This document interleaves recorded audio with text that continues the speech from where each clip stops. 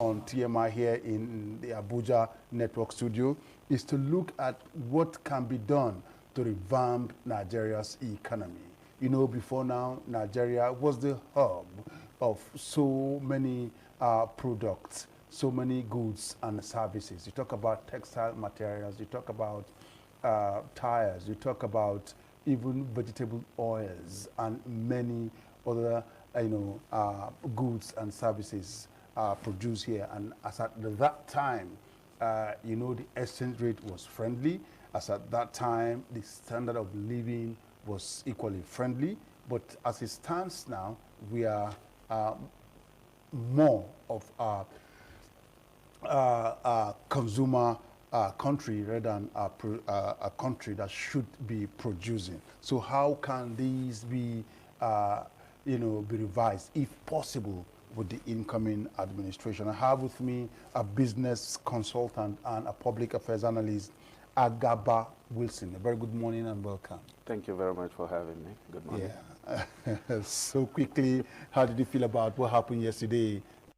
You know, incidentally, I have a friend, a very close friend, who is also from Adama, and he sort of made me fixate on the election process in Adama throughout, even up till deep into the night. He was sending me updates and all of that. Okay, that's just by the way. So quickly, let's look at Nigeria's economy and ways of revamping it. You know, you mentioned from the beginning that there was a time when the Nigeria economy was a very strong economy and we produced a lot of things here. And then at the end of it, you capped it with exchange rate as it is now a funny rate and all of that. You see, these two things they work hand in hand.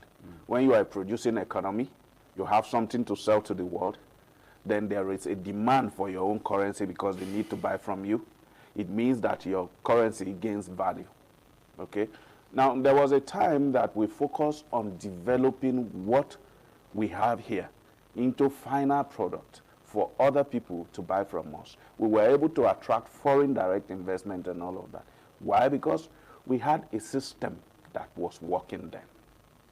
We understood back then the value chain of every resources we have here.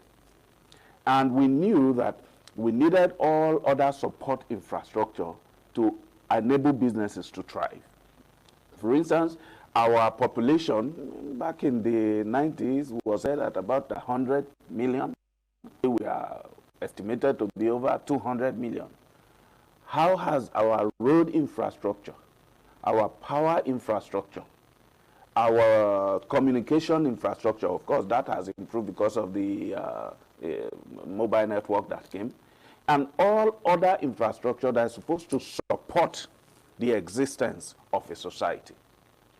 How have we grown over the years? You would see that most, like our power situation has been very pathetic. This is the #1 reason that made every other companies to start leaving the country to neighboring country. And then zoom down to the time of insecurity where nobody is safe anymore. And because of the issue of insecurity, companies start packing up from the country. Those that are indigenous cannot function properly because of, #1, their own security. #2, the raw materials that they use, the security of those people who produce the raw material. #4, the passage. There are roads now that you cannot go through without heavy security. You know, so all of this is the breakdown of the rail. We did not even develop it further. So but there's a tremendous progress when it comes to roads. Yes, we just started. And we are not even where we ought to have been 10 years ago yet. So we need to move faster to even get to a place where we can say, okay, we can now begin to balance it with what we used to have and what we have now. Can companies take advantage of it? Then we need to also market it to say we are no longer those people we used to be. We have changed. We have improved. For people to and start coming in. There are others we cannot, if time permits us. Those are the internal issue of how the government treats businesses that are indigenous. We are going to look at that if we have time.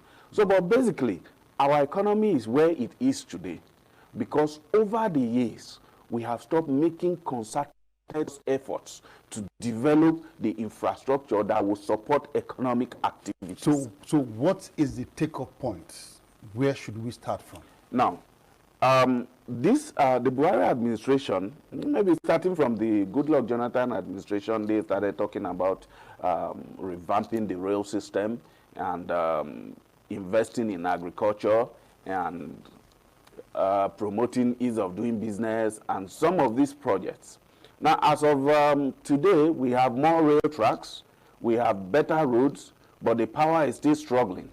So I think that there is a current arrangement with a German company called Siemens. I hope that the new administration will try to fast-track that arrangement so that we begin to have more power. This will lessen the impact of the fuel subsidy removal that we're talking about. Because a lot of us today buy fuel every day to power a generator at home. People running small businesses like hairdressing salon and the rest, they also use generator and they use fuel. But if there's power available, then that can reduce. And then we must also look at issues of human capital development. Because no matter what you have on ground, if the human capital or the skills that is required to turn that into better value are not available, there's going to be a serious issue. And if you look at our country today, there's a serious brain drain going on. People notice that of the medical or the healthcare system because, of course, it's obvious. Everybody gets sick once in a while and all of that. But this is happening across sectors. The best brains are leaving. And this is going to affect how well we will turn our resources into something of value. We need to also look at our educational system.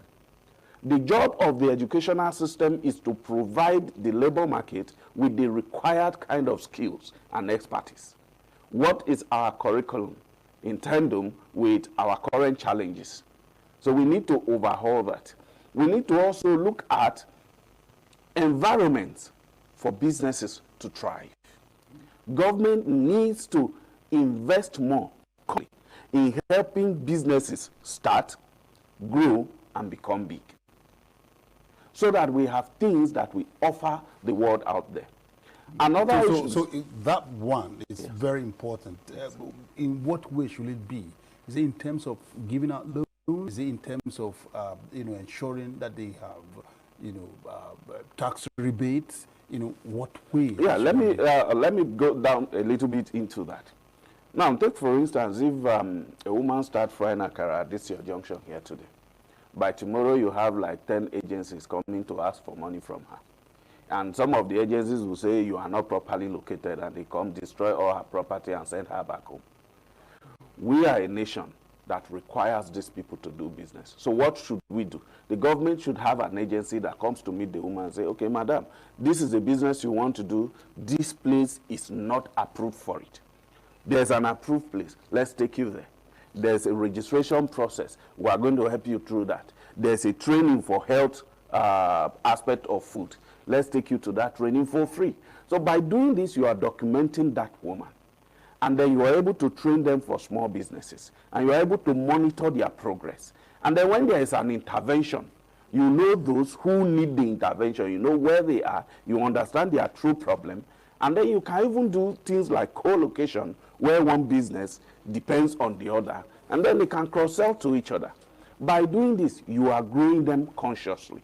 You are helping them on value and the role that they add to the system. And if you are able to do this, more businesses will prosper rather than die. And you as a government, you will gather data. A government run by data is as precise as it can be. And it can be as successful as it should be. Because when you have data, you don't fire into the air.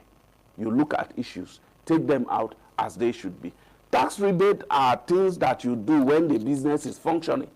If a business dies from bed, what are you giving tax rebate for? Because like you said, if you have a woman who puts firewood and some oil in a frying pan, are definitely going to get people coming to say, you need to pay this, you need to pay that. It's also a killer. Exactly. So that's what I'm saying. If you understand that you need to build first, sow first before you harvest, you are going to have more growing businesses than when, as soon as the seed is put in the ground, you come to stand and say, I want to harvest. You kill the business. 2 or 3 people that could have been employed by that person will no longer be employed. Even if those people don't pay withholding tax and all of that because they are small businesses, they pay salary to somebody. And that person goes to buy. And that person pays VAT. Government is getting more money from there. So we need to have a government that understands this long-term implication of letting small businesses survive. And to do that, you need to bring more experts into your government. People who actually work on the street, understand how these people feel, to gather information and help you draft a framework that can help you make these things work. Another aspect that we must look into is the quality of what we produce here. Most times people don't buy what is made here because we have come to a point where we don't trust our own products anymore. I've met a person who makes good shoes here. Then he sends it to somewhere in Dubai or somewhere in Italy. The company stamps it and he brings it back to sell as foreign shoe. And the shoes are good. They meet the standard of that country. That is why the company stamped it for them. But if it was, say, Aba made here, we won't wear it. 2 things have happened. We talk about the quality, the belief about the quality, and we talk about the demonstration effect. When people buy foreign things and they are respected more, we just want to belong to the class. We buy foreign things too. So what are we going to do to consciously market our local product? The government should focus on empowering the agencies like Standard Organization of Nigeria and Co., who monitors the quality. They're already empowered. It's just for them to carry out their responsibility. Oh, well, if they are empowered, then they should be encouraged. By encourage here, I mean, put a system in place that forces them to do their work so that they can create awareness among people who manufacture or produce any kind of goods or services here in Nigeria, and to encourage them to also do the right thing. Then the government can begin to put this out to say, our products are good. Let's use it. This government did try to say, let's produce what we eat and eat what we produce. But it doesn't just stop at mounting it. You have to ensure that the person who produces what we produce does the best so that the man who is buying gets a good value for his money. So by the time we begin to do that, and over time, I'm wearing a palm sander made somewhere in Otukpo now, and it's fine. And I keep telling my friends, you can buy these things. You don't need to look. Okay. Now let's look at some specific textile materials. You know, cotton is the raw material. Oh yes. When you look at some chocolates, they tell you cocoa is the raw material. Oh, yes. And then you look at some vegetable oil, they tell you groundnuts, the raw material. Soybeans. To what extent do we have them now? Now, you see, we need, for these things that you have mentioned, they fall under the domain of agriculture. So we need to look at the agricultural sector. There are several problems about agriculture. We have the land tenure system, where somebody have a large expanse of land, but he does not intend to do agriculture. You have the issue of inputs. Inputs here are things, like, in fact, seed is the most important one. Improved seedlings that can that withstand the kind of diseases and pests that we have in our environment, and that can also yield higher. We have things like mechanization, we have storage, we have the logistics for after harvest and all of that. So all of these issues are the agricultural system, and that is the reason you see that most companies that depend on these raw materials that come from the agricultural system is packing up in Nigeria, because you need to have enough raw material to sustain your daily operation if you must be profitable. And of course, every business wants to be profitable. So if we want to fix this issue, we need to go back to these.